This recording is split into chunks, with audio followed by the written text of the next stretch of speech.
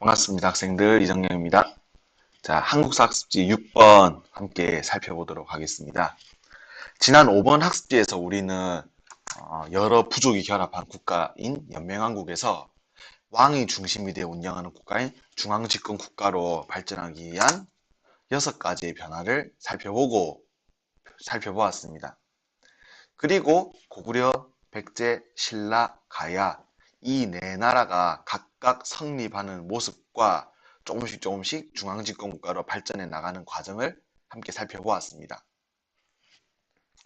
자, 오늘 우리는 백제 근초고왕의 최전성기의 모습, 그리고 고구려를 붕괴시키기 위한 소수리왕의 모습을 중심으로 4세기 백제가 가장 강했던 전성기 시대의 이야기를 해보려고 합니다.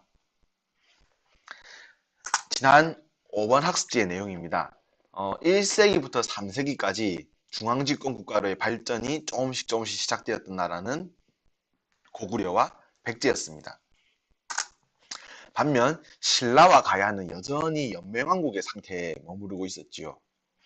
1세기에서 2세기경 중앙집권 국가로의 발전을 시작한 고구려는 3세기가 되면서 중국과의 싸움을 시작하게 됩니다. 3세기 동천왕이 위나라와의 싸움을 하다가 광구검의 반격을 받아 국내성이 함락당할 위기에 놓이기도 하였습니다. 4세기 미천왕은 옛 한군연의 중에 하나였던 낭랑군을 축출하기도 합니다. 4세기 고구려왕은 중국의 전연과 싸움을 벌이지만 오히려 전연의 반격을 받고 나라가 함락당할 위기를 겪기도 됩니다. 그래서 4세기 고구려는 고구원왕이 큰 위기에 처해 있었다라고 말할 수 있겠죠. 4세기 고구원왕이 다루고 있던 고구려를 위기에 빠뜨렸던 나라는 크게 두 가지였습니다. 첫째는 중국의 한나라였던 전연, 두 번째는 남쪽 근초고왕이 다스리고 있던 백제였습니다.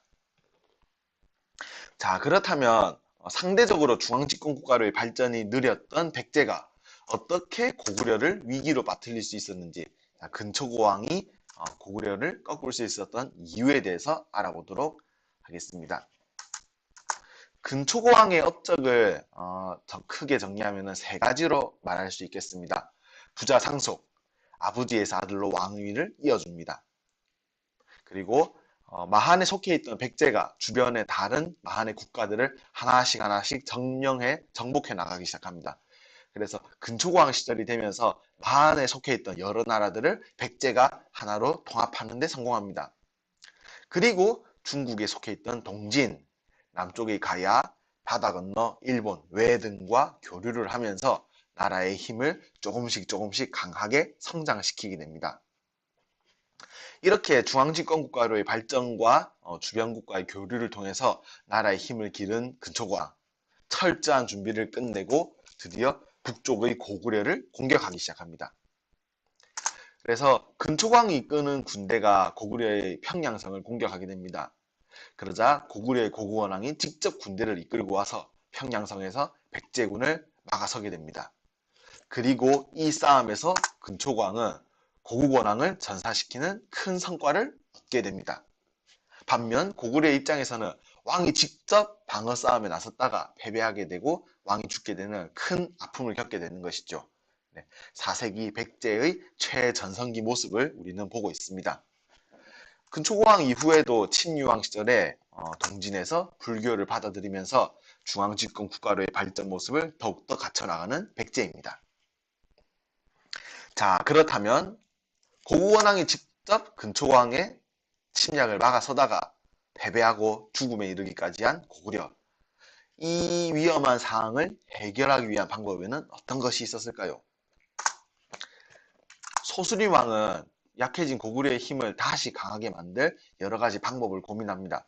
그리고 크게 세 가지 부분에서 고구려의 힘을 기르려고 하는데요. 첫 번째는 불교를 수용합니다. 두 번째, 태학을 설립합니다. 세 번째, 율령을 발표합니다. 불교를 수용함으로써 소수림왕은 고구려를 국왕 중심의 국가로 만들고 나라의 힘을 한 곳에 집결시키고자 하였습니다.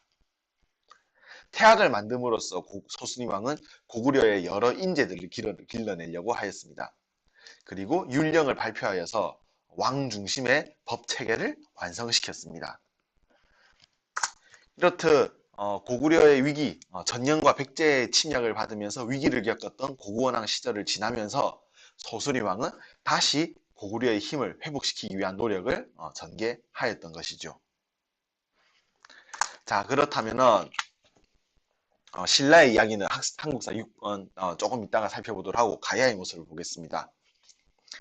김수로 왕이 건국한 금관가야를 중심으로 한 전기가야 연맹 여전히 4세기까지 지속되고 있었습니다.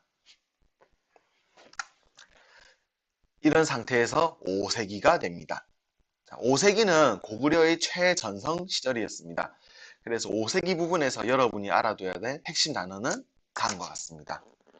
영토 확장하였던 광개토대왕, 남진정책을 펼쳤던 장수왕과 고구려의 최전성기, 그리고 장수왕의 남진정책에 맞섰던 백제와 신라의 나제동맹입니다. 5세기 고구려의 최전성기 시대 지도가 있으니 살펴보기 바랍니다. 자, 조금 전까지 우리는 4세기 전형과 백제의 침략을 받으면서 위기에 빠진 고구려, 그리고 약해진 고구려의 힘을 회복하기 위한 소수림왕의 정책, 율령 반포, 불교 수용, 태학 설립에 대해서 알아보았습니다. 이러한 고구려의 힘을 회복하기 위한 노력을 계속 거치면서 19대 임금 광개토대왕 시절에 고구려는 대대적인 영토 확장에 나서게 됩니다. 고구려의 입장에서 절대 용서할 수 없는 하나의 원수가 있었습니다. 그것은 바로 자신들의 임금을 죽였던 백제였지요. 광개토대왕은 즉위한 이후에 백제에 대한 대대적인 공격을 감행하면서 한강 이북 지역을 점령하게 됩니다. 그리고 중국 세력에 대한 공격도 진행하게 되는데요. 만주 지역의 넓은 땅을 확보하기 시작합니다. 이렇듯 광대한 영토를 확보한 광개토대왕은 독자적인 연호를 사용하게 됩니다. 독자적인 연호로 정해진 것은 영락, 영원한 기쁨이라는 것입니다. 연호를 사용하면서 광개토대왕은 고구려는 스스로가 천하의 중심이라는 생각을 하게 되었던 것이지요. 지금까지 5세기 광개토대왕 시절 고구려의 영토를 확장하는 모습을 살펴보고 있습니다. 자, 그렇다면 잠깐 시간을 돌려서 4세기 후반 신라로 넘어가겠습니다. 본래 신라는 박씨, 석씨, 김씨 세 개의 성씨가 돌아가면서 왕위를 차지하는 연맹왕국의 모습을 보였습니다. 하지만 4세기 후반 뇌물마립간 시절이 되면서 오로지 김씨들만이 왕자리를 가지게 됩니다. 조금씩 중앙집권 국가로의 발전 모습이 뇌물마립간 시절 나타나기 시작하는 것이죠. 그리고 뇌물마립간 시절부터 최고지도자의 호칭을 마립간이라고 변경하게 됩니다. 기존까지는 이사금, 차차웅 등의 호칭을 썼지만 뇌물마립간 시절부터 새로운 호칭을 사용하게 됩니다. 여기서 마립간이라고 하는 호칭은 대군장이라는 의미를 가지고 있는데요. 조금 더 정치적인 왕의 의미가 강화되고 있다는 정도로 이해하면 되겠습니다. 이렇게 조금씩 중앙집권 국가로의 발전을 해나가고 있던 신라. 하지만 신라는 큰 위기에 빠지게 됩니다. 5세기 초반 가야와 외의 연합 공격을 받게 됩니다. 그런데 이 가야와 외의 연합 공격에는 배후 세력이 있었습니다. 그것은 바로 백제였습니다. 광개토대왕에 의해서 큰 공격을 받고 한강의 이북 지역을 빼앗긴 백제는 다시 한번 고구려에게 복수할 날을 꿈꾸고 있었습니다. 고구려에게 복수하기 위해서 백제는 군사력을 기르고 가야 외와의 단결을 강화시킵니다. 그리고 이때 단결을 강화한 가야와 외를 끌어들여서 우선 신라를 공격하게 되는 것이죠. 신라를 공격하여 자신들의 세력이 얼마나 강한지를 확인하고 세력이 강하다는 것이 확인되면 이후에 고구려를 공격하기 위한 속셈이었죠. 위기에 빠진 신라는 광개토대왕에게 도움을 요청하게 됩니다. 그리고 광개토대왕은 5만의 군대를 보내서 신라에 쳐들어온 가야와 외의 연합 군대를 쫓아내게 되는데요. 이 싸움의 결과 신라는 안정을 되찾게 됩니다. 하지만 나라의 위기를 극복하는 데 있어서 고구려의 도움을 받았기 때문에 이후 고구려가 신라에 많은 정치적인 간섭을 하게 됩니다. 광개토 대왕이 보낸 5만의 군대는 신라에 침투한 일본 외의 군대를 격퇴합니다. 그런데 이 중 일부의 외 군대가 가야 지방으로 도망가게 됩니다. 그리고 광개토 대왕이 이끄는 고구려 군대는 가야 지방까지 공격하기도 합니다. 그리고 이후 신라에 대한 간섭이 심화되는데요. 신라에 대한 고구려의 간섭이 심화되었다는 증거로 나타나는 대표적인 유물이 바로 이것입니다. 신라에서 발견된 호우라고 불리우는 그릇입니다. 그런데 이 제사 그릇에는 광개토 대왕을 추모하는 내용이 새겨져 있습니다. 대대적으로 영토를 확장시켰던 광개토 대왕의 업적은 광개토 대왕비라는 비석에 새겨져 있습니다. 이 비석은 광개토 대왕의 아들이었던 장수왕이 만든 비석입니다. 자, 그렇다면 왜와 함께 연합하여 신라를 공격했던 가야는 어떻게 되었을까요? 고구려 군대는 도주하는 일본군, 왜군을 쫓아서 가야까지 공격하게 됩니다. 그리고 이때 가야 연맹을 이끌고 있던 대표 나라가 바로 금관가야였습니다. 고구려군의 공격을 받은 금관가야는 나라의 힘이 크게 약화되게 되고 금관가야가 이끌고 있던 전기가야 연맹도 쇠퇴하게 됩니다. 그리고 힘이 약해진 금관가야를 대신하여 대가야가 새로운 가야 연맹을 형성하게 됩니다. 이때의 가야 연맹을 후기 가야 연맹이라고 부르게 됩니다. 그 모습을 표로 살펴보면 다음과 같지요. 금관가야가 전기가야 연맹을 이끌고 있었으나 광개토 대왕의 침입을 받게 되어 그 힘이 약해지게 됩니다. 이후 대가야가 이끄는 후기가야 연맹이 새롭게 등장한다는 것이지요. 대대적인 영토 확장을 했던 광개토 대왕이 사망하고 그의 아들이었던 장수왕이 즉위하게 됩니다. 광개토 대왕이 백제를 공격한 이후에 주로 만주 지역의 영토를 확장하려고 했다면 장수왕은 조금 다른 방향으로 영토를 확장하려고 합니다. 장수왕이 주로 진행했던 영토 확장 정책을 남진정책이라고 합니다. 남쪽으로 진출한다라는 이름의 뜻인데요. 이 남진정책을 상징하는 대표적인 의미로 평양으로 수도를 옮기게 됩니다. 본래 고구려의 수도는 압록강 유역에 있던 국내성이었습니다. 하지만 장수왕은 조금 더 남쪽에 있는 평양성으로 수도를 옮기게 됩니다.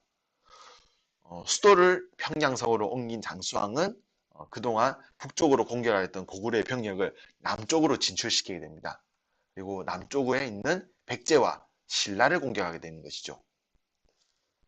장수왕의 남진정책에 의해서 위기에 빠진 백제와 신라, 서로 동맹을 맺게 됩니다. 당시 백제 임금이었던 비유왕과 신라의 임금이었던 눌지마리과는 동맹을 맺는데 이 동맹을 우리는 나제동맹, 신라와 백제의 동맹이라고 하여 나제동맹이라고 부릅니다. 고구려의 힘이 강한 5세기 장수왕 시절에 백제와 신라는 나제동맹을 통해서 장수왕의 남진정책에 대항하게 되는 것이죠. 하지만 백제와 신라의 나제 동맹에도 불구하고 장수왕의 남진 정책은 계속됩니다. 결국 고구려의 장수왕이 보낸 고구려의 군대가 백제의 수도였던 한성을 함락하게 됩니다.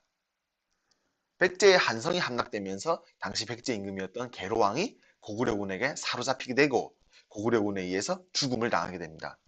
이를 통해서 고구려는 한강 전체를 확보하는 데 성공하게 됩니다. 지금 보이는 비석은 충주고구려비입니다. 이 비석은 고구려의 남진정책을 상징하는 대표적인 유물이라고 할 수가 있습니다. 장수왕의 남진정책으로 인해서 계로왕이 사망하고 한성을 모두 빼앗긴 백제는 수도를 옮기게 됩니다. 바로 웅진입니다. 한성을 빼앗긴 백제가 웅진으로 수도를 옮기게 됩니다. 장수왕의 대대적인 남진 정책으로 인하여 한성을 뺏기고 한강을 빼앗긴 백제는 신라와의 나제 동맹을 좀 더 강화시킬 필요성을 느끼게 됩니다. 동맹을 강화시키기 위해서 선택된 방법이 바로 결혼이었습니다. 백제의 유력 자제와 신라 유력자제를 서로 결혼시킴으로써 두 나라 간의 관계를 조금 더 끈끈하게 만들려고 했던 것이죠. 백제 동성왕 시절, 신라 소지 마립간 시절 두 나라 사이에는 결혼 동맹이 이루어지게 됩니다.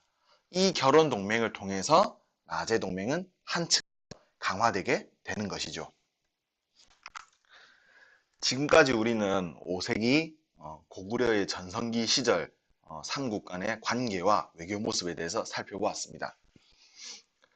고구려 광개토대왕이 백제의 한강 북쪽 지방을 차지합니다.